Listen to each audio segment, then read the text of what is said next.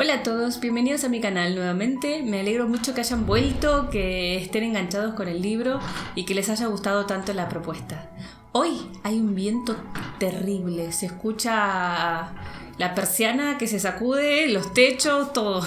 Así que bueno, ese va a ser el ruido que van a estar escuchando de vez en cuando. Quedamos en el capítulo 4, vamos a continuar desde allí. Recuerden dar me gusta si les gusta este libro para que pueda continuar subiendo los videos.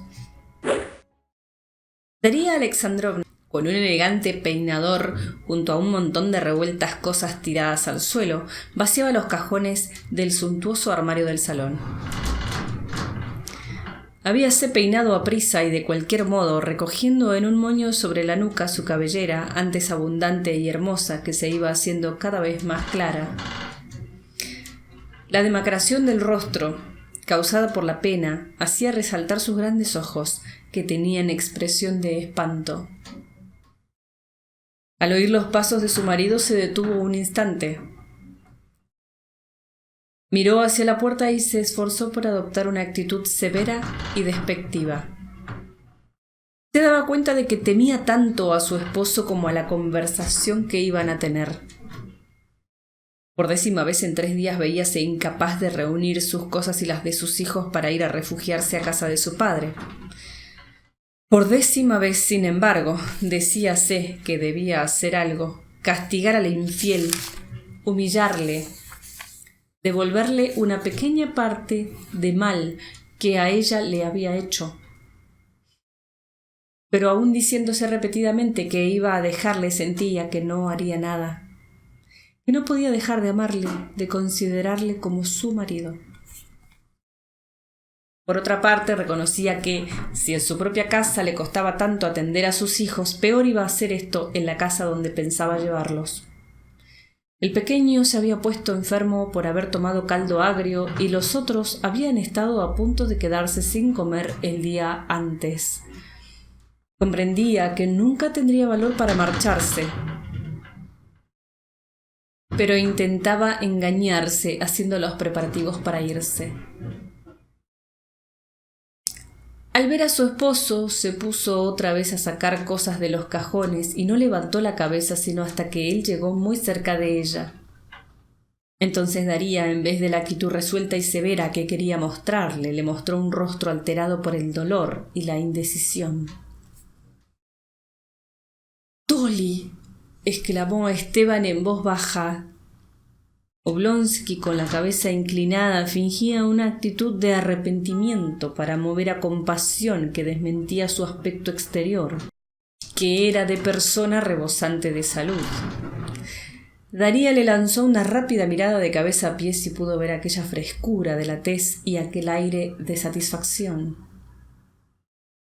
Es feliz y está contento, mientras que yo, pensó, qué odiosa me es esa bondad suya que hace que todo el mundo le quiera. Daría apretó los labios y en su pálido rostro tembló un músculo de la mejilla derecha. «¿Qué quiere usted de mí?», preguntó Daría con sequedad, con una voz honda que no le pareció la suya. «Dolly», volvió a decir Oblonsky con trémula voz. «Ana llega hoy». «Me tiene sin cuidado. No pienso recibirla». «Dolly, es preciso». «Váyase. Váyase usted de aquí», gritó Daría, sin mirar a su marido como si el dolor le hubiera arrancado este grito. Esteban Arkadievich, lejos de su mujer, había podido conservar la serenidad, esperar que todo se arreglaría, como había dicho Mateo. Había podido leer tranquilamente el periódico y tomar no menos tranquilamente café. Pero al ver el alterado rostro de Daría, al oír los acentos de desesperación y resignación de su esposa, se quedó sin poder respirar. Sintió un nudo en la garganta. Asomaron a sus ojos las lágrimas. «¿Qué he hecho yo, Dios mío? Dolly, en nombre del cielo, ya ves que...» Oblonsky no pudo continuar, porque un sollozo ahogó su voz. Daría cerró el armario y se volvió hacia él. Dolly, ¿qué puedo decirte? Pocas palabras. Que me perdones. Recuerda que llevamos 9 años de vivir juntos. ¿No podrán esos 9 años hacer que olvidemos un momento? Un momento.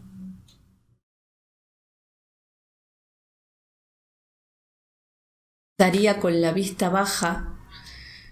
Escuchaba con ansiedad, como implorando la convenciera. Un momento de locura. El príncipe quiso seguir hablando y no pudo. La palabra locura había ofendido a su esposa. Esta volvió a apretar los labios y otra vez temblaron los músculos de su mejilla derecha. ¡Váyase! ¡Váyase usted!, gritó Daría más indignada que antes. No me hable de sus locuras ni de sus bajezas. Daría quiso salir de la estancia, pero estuvo a punto de caer al suelo y hubo de apoyarse en el respaldo de una silla. El rostro de Oblonsky se alteró. Al príncipe le temblaron los labios y se le llenaron de lágrimas los ojos. «Dolly», suplicó Esteban, sollozando casi, «en nombre del cielo, piensa en nuestros hijos. Ellos no tienen la culpa es mía. Solo mía. Castígame. Dime cómo he de expiarla. Estoy dispuesto a todo. Reconozco mi falta. No encuentro palabras para expresar mi arrepentimiento. Perdóname, Dolly, te lo suplico». Daría se sentó. El príncipe oía con infinita compasión la difícil y fatigosa respiración de su mujer. Daría intentó varias veces hablar, sin poder lograrlo. Oblonsky esperaba.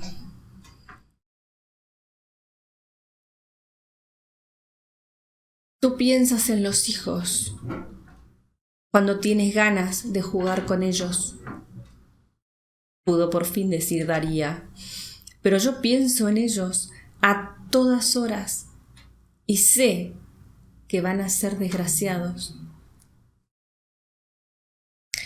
Era esta sin duda una de las frases que ella se había dicho muchas veces durante aquellos 3 días. Esteban observó que su mujer había vuelto a tutearle. La miró con agradecimiento e hizo ademán de tomarle la mano, pero ella le detuvo, haciendo un gesto de desagrado.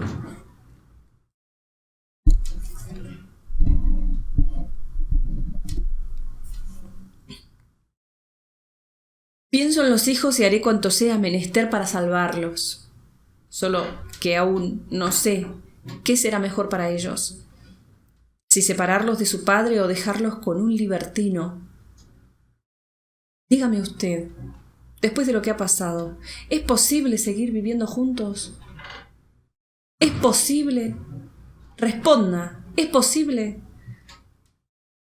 Daría, gritando cada vez más, siguió repitiendo: ¡es posible!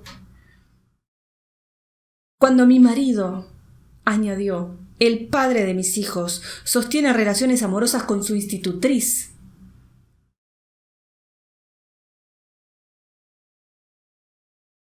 ¿Y qué podemos hacer ahora?, preguntó Esteban con voz triste, sin saber lo que decía, bajando cada vez más la cabeza. Me indigna usted. Es usted un ser repugnante. Sus lágrimas son agua. Me da usted asco y horror. Usted no es más que un extraño, sí, un extraño. Daría pronunció ese último extraño con mucho énfasis, como arranque de dolorosa indignación, como palabra espantosa y fatal. El príncipe la miró. El airado rostro de su mujer le sorprendió y asustó.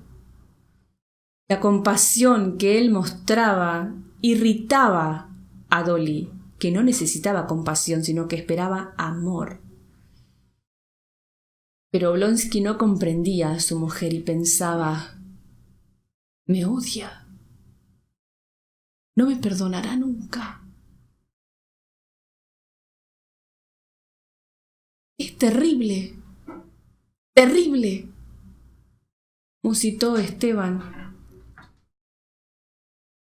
En aquel momento se puso a llorar uno de los niños que sin duda se había caído en la habitación contigua. Daría Alexandrovna agudizó el oído y su semblante cobró dulce expresión. Pareció serenarse. Titubeó un instante, se puso en pie de golpe y se dirigió hacia la puerta.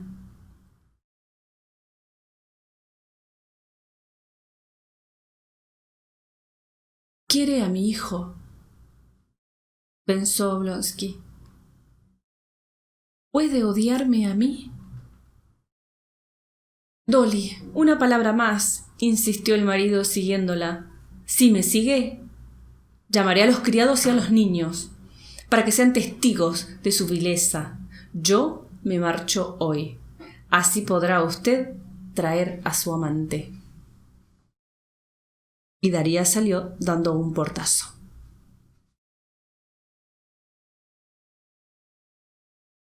Esteban Arkadievich suspiró, se enjugó el rostro y echó a andar a paso lento hacia la puerta. Mateo cree que esto se arreglará. No veo cómo. ¡Qué horror! ¡Qué modales tan ordinarios tiene! El príncipe recordaba los gritos de su esposa y las palabras amante y vileza. Ojalá no hayan oído nada los niños. Sí, todo esto es muy vulgar. Se detuvo un momento, se secó los ojos, suspiró, se irguió y salió de la estancia. Era viernes. En el comedor estaba el relojero, que era alemán, dando cuerda al reloj. Esteban Arkadievich recordó que, admirado de la puntualidad de ese hombre calvo, había dicho un día: «Este alemán ha nacido para pasarse la vida dando cuerda a los relojes». Le hizo sonreír el recuerdo de esa chuscada. A él los chistes graciosos nunca le dejaban indiferente. Al fin y al cabo, puede ser que esto se arregle, pensó. Es bonita la palabra arreglar. Me gusta. La usaré siempre que pueda. Llamó a Mateo y cuando se presentó el criado le ordenó: «Entre tú y Filemonovna arreglaréis el saloncito para cuando llegue Ana Arkadievna. Lo que manda el señor». Oblonsky se puso el gabán de pieles y salió a la escalera, seguido de Mateo. «¿Comerá en casa el señor?», preguntó el fiel criado. «No sé. Depende de mis ocupaciones», respondió el príncipe, y sacando de su cartera un billete de 10 rublos se lo dio a Mateo diciendo: «Toma, para el gasto. ¿Habrá bastante?». «Tanto si hay bastante como si no, nos habremos de arreglar con ello», repuso Mateo cerrando la portezuela del coche. Entretanto, Daría Alexandrovna había consolado al niño. Al oír el ruido que hacía el coche al alejarse, supo que se había ido su esposo y volvió enseguida a su habitación, que era el único refugio contra el tráfago doméstico. En el breve espacio de tiempo que había estado ausente de allí, la inglesa y Filemonovna habían la mareado a preguntas sobre cosas que solo ella podía resolver. ¿Qué vestidos hay que poner a los niños para salir de paseo? ¿Hemos de dar la leche a los niños? ¿Hay que buscar otro cocinero? «Dejadme en paz», les había contestado. Y de vuelta en la estancia donde se había desarrollado la conversación con su marido, recordaba las palabras pronunciadas y las actitudes mostradas, retorciéndose las descarnadas manos, de cuyos flacos dedos se salían las sortijas. Esteban se ha ido. ¿Ha roto sus relaciones con esa mujer? ¿Va a verla todavía? ¿Por qué no se lo he preguntado? No es posible la reconciliación. Si siguiéramos viviendo juntos seríamos como extraños el uno para el otro. Extraños siempre. Y cuánto le he querido. Dios mío, cuánto le he querido. Y ahora mismo, no le sigo queriendo más que antes. En eso entró Filemonovna y la sacó de sus pensamientos. «Mande al menos que vayan a buscar a mi hermano», dijo la niñera. «Si él no viene a hacer la comida, los niños van a estar, como ayer, sin probar bocado, hasta las 6 de la tarde. Ahora salgo. Dispondré lo que se haya de hacer. ¿Habéis ido ya por la leche fresca?» Y Daría Alexandrovna se hundió en las tareas cotidianas y en ellas ahogó por un momento su dolor.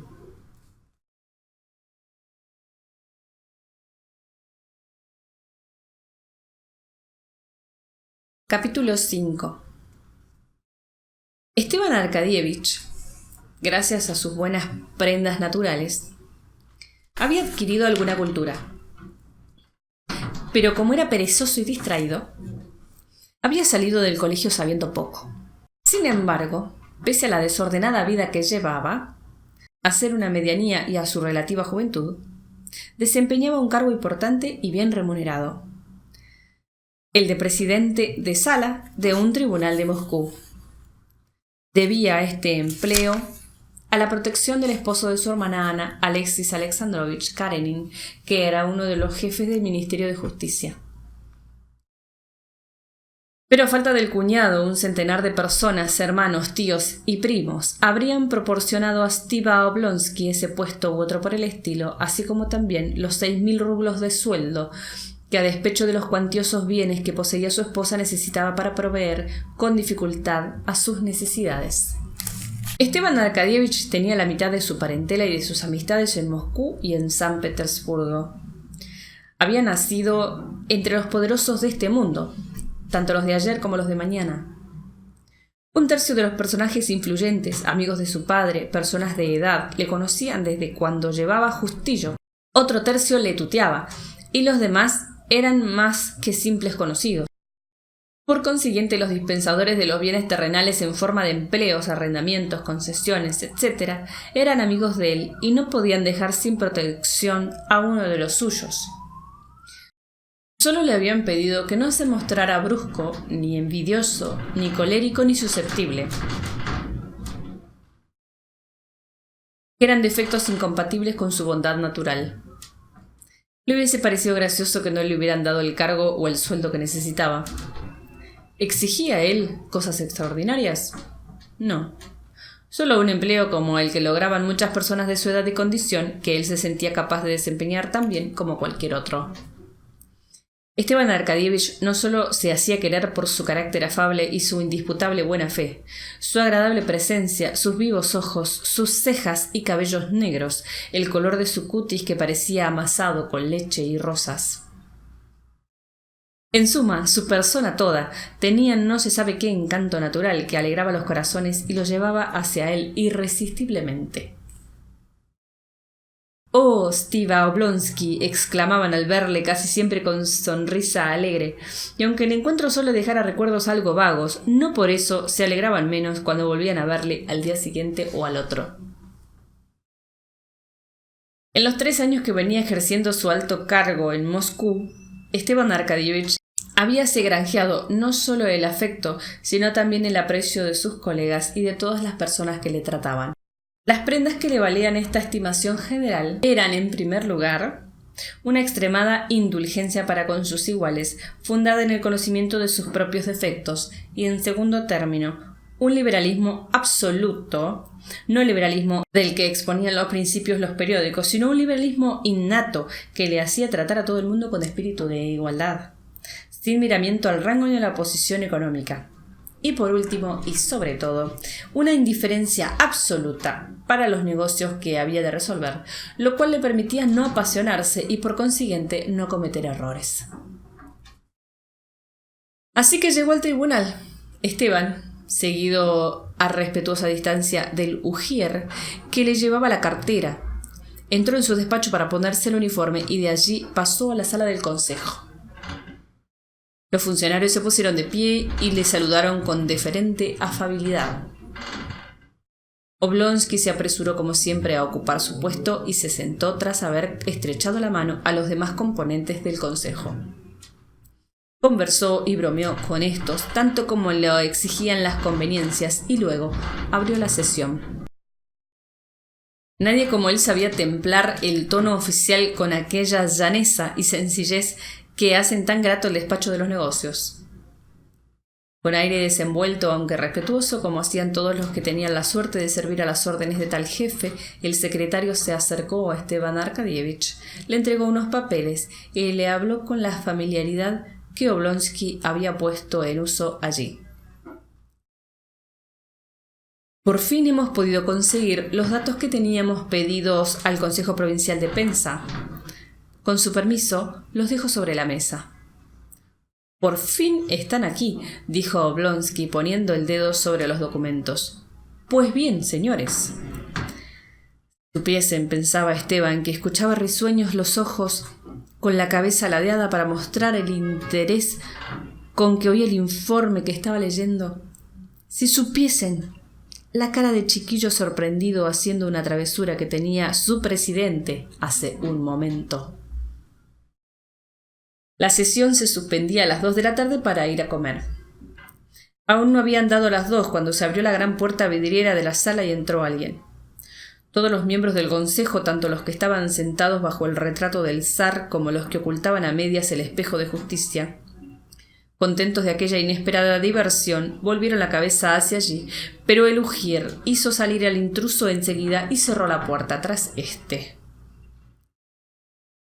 Hay una nota al pie cuando dice el espejo de justicia, que dice: el espejo de la justicia, Zerzalo, era, por aquel tiempo, el atributo obligado en toda la sala del Consejo de los organismos públicos rusos.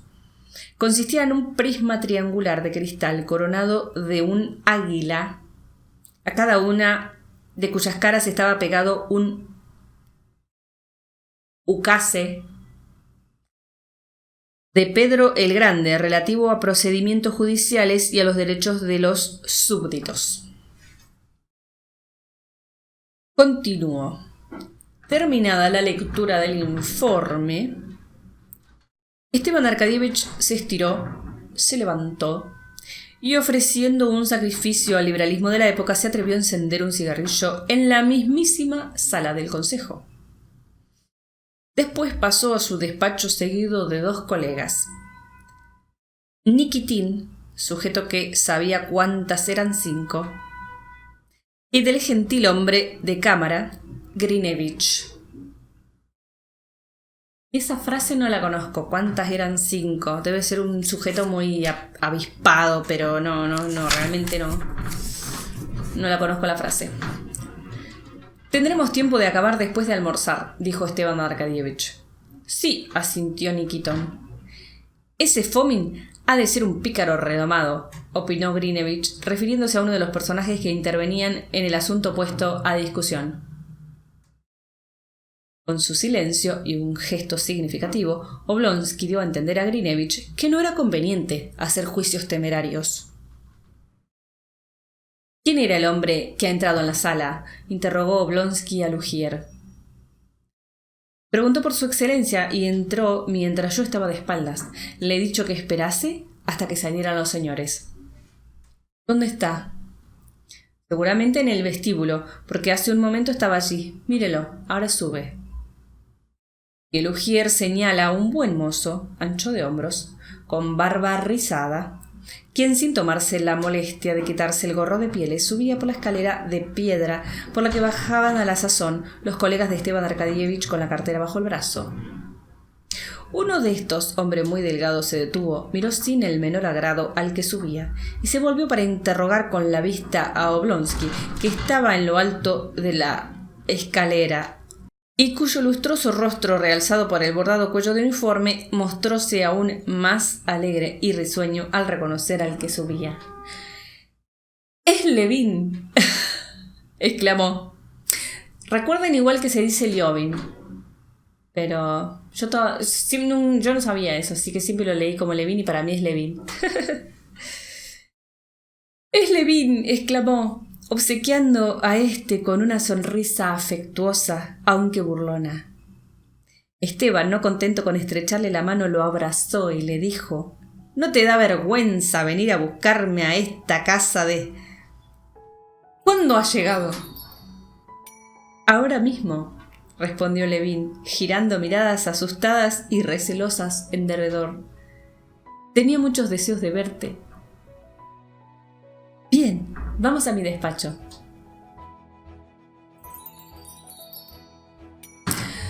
Vamos a dejar ahí. ¡Ay, qué lindo, Levin! Ay, lo van a amar tanto como yo van a ver.